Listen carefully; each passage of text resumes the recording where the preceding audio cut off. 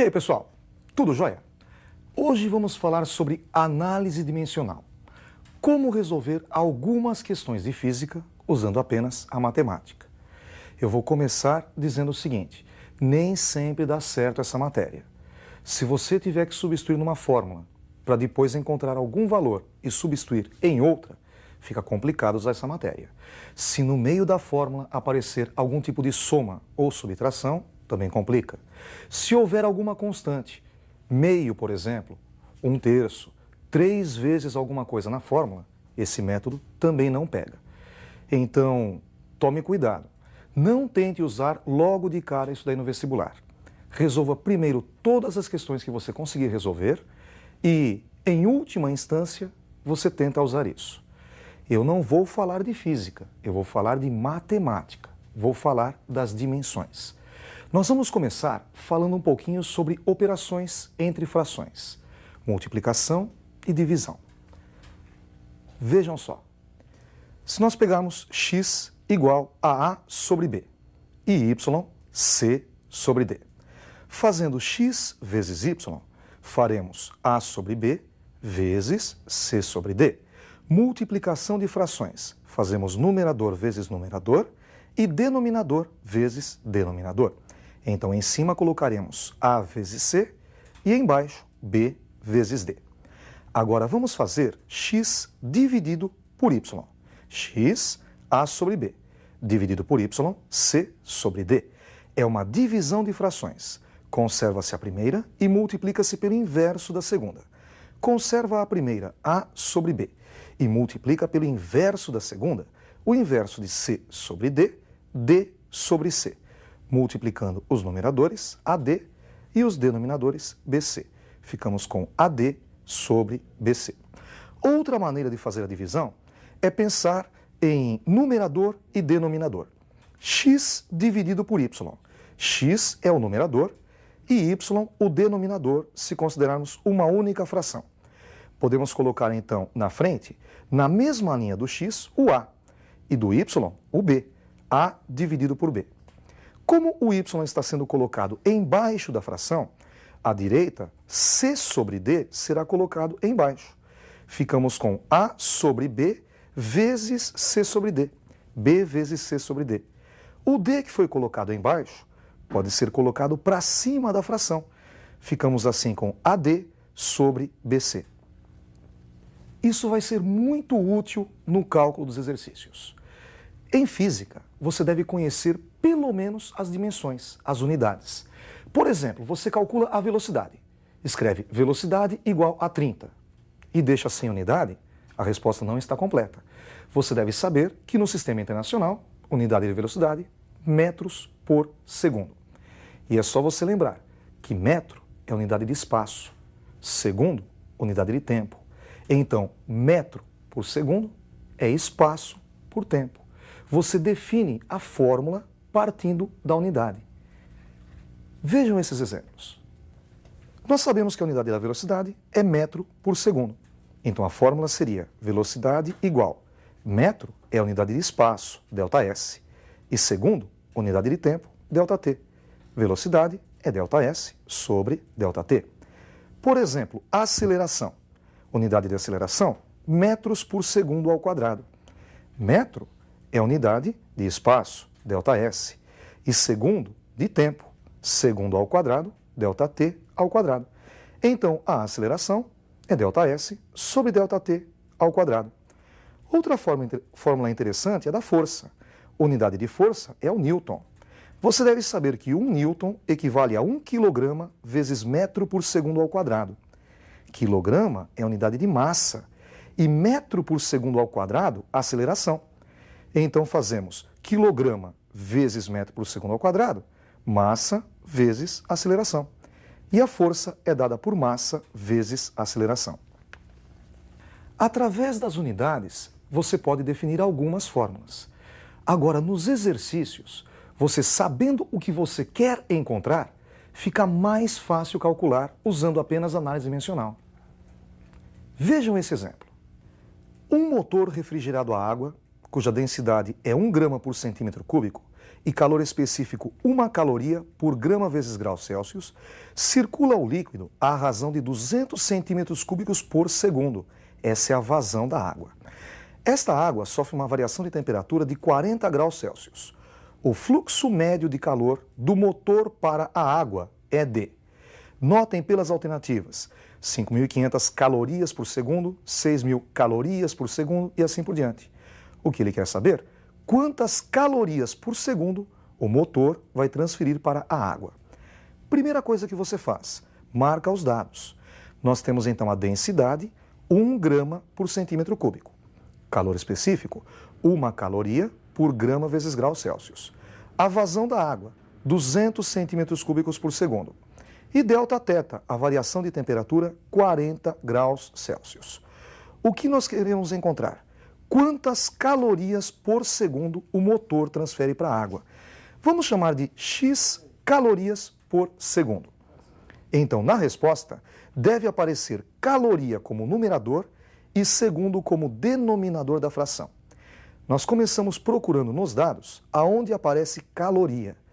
Vejam que no calor específico da água, nós temos 1 caloria por grama grau Celsius. Então, colocamos um traço de fração. Em cima desse traço de fração vai 1 caloria. E embaixo aparece grama vezes grau Celsius. Notem que grama e grau Celsius não é interessante para a gente. Então a gente vai ter que dar um jeito de sumir, por exemplo, com este grama. O grama está embaixo. Para cancelar, basta colocar outro grama em cima. Então vamos procurar nos dados aonde tem grama.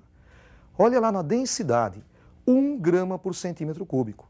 E se você pensar na densidade como sendo uma fração, 1 grama é o numerador desta fração. Encaixa direitinho. Então nós colocamos na frente do calor específico 1 grama em cima e centímetro cúbico embaixo da fração. Notem que agora o grama de cima pode ser cancelado com o grama de baixo.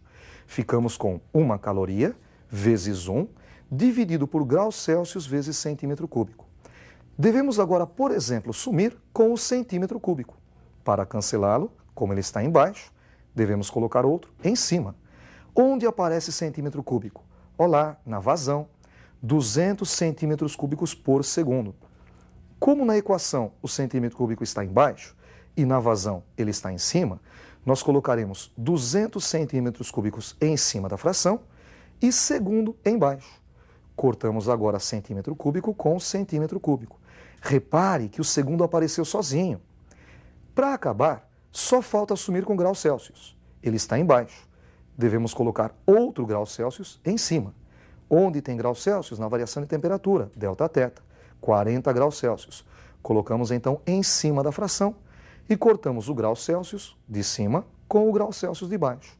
Agora é só copiar os números. 1 vezes 200 e vezes 40 calorias por segundo. 1 vezes 1, 1 vezes 200, 200 vezes 40, 8.000. Resposta, 8.000 calorias por segundo. Alternativa D. Pois é, mas e a fórmula? Falta a fórmula. Vejam de onde ela aparece. Lembrando dos dados, densidade, calor específico, vazão e Δθ. E a primeira linha da resolução, x calorias por segundo igual 1 caloria sobre grama grau Celsius vezes 1 grama por centímetro cúbico vezes 200 centímetros cúbicos por segundo e vezes 40 graus Celsius. Basta fazer o contrário. A quantidade de calor do motor para a água nós chamamos Q, igual 1 caloria por grama grau Celsius. Da onde veio? Veio do calor específico, C.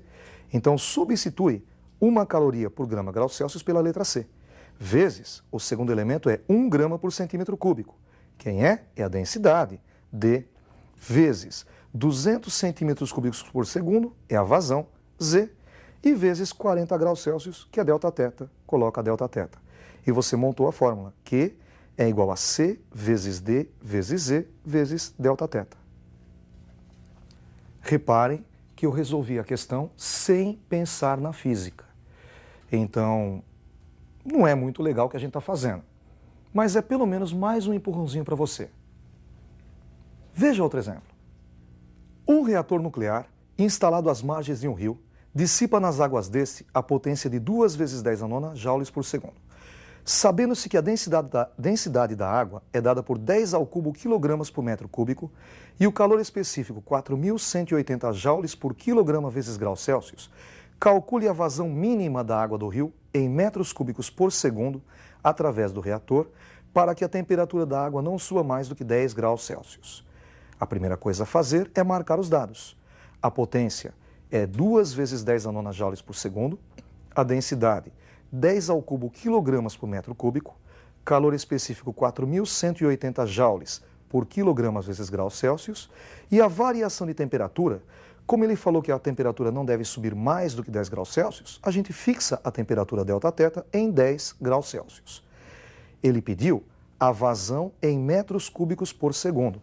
Queremos saber quantos metros cúbicos por segundo. Vamos chamar de x. X metros cúbicos por segundo. Reparem que agora queremos metros cúbicos em cima e segundos embaixo. Onde tem metros cúbicos? Na densidade. Porém, repare que na densidade, metro cúbico é o denominador. Então, nós colocamos a densidade embaixo. 10 ao cubo quilograma embaixo. E o metro cúbico vai ser colocado em cima da fração. Nós invertemos a fração. Agora apareceu quilograma como denominador. Devemos cancelar esse quilograma. Onde tem quilograma? No calor específico. E também está embaixo no calor específico. Devemos inverter essa segunda fração. Então, o calor específico será colocado embaixo. Note, 4.180 joules, que era o numerador, eu coloquei como denominador da fração. E o denominador, quilograma vezes graus Celsius, colocamos para cima. Agora já dá para cortar o quilograma com o quilograma. Apareceu joule embaixo. Para cancelar, vamos colocar outro joule em cima. Onde tem o joule? Olha lá na potência, 2 vezes 10 a nona joules por segundo. E ele já está em cima. Então, 2 vezes 10 a nona joules será colocado em cima. O segundo vai aparecer embaixo sozinho. Cancelando o joule, falta apenas cancelar o grau Celsius, que está em cima. Portanto, colocamos 10 graus Celsius embaixo da fração. Cortando graus Celsius com graus Celsius, basta copiar os números. 2 vezes 10 a nona e vezes 1, que nem precisa colocar, em cima. E embaixo, 10 ao cubo vezes 10, 10 à quarta. E com o zero do 4.180, 10 à quinta, ficamos com 418 vezes 10 à quinta. 10 à nona por 10 à quinta, 10 à quarta. Temos 2 vezes 10 à quarta por 418.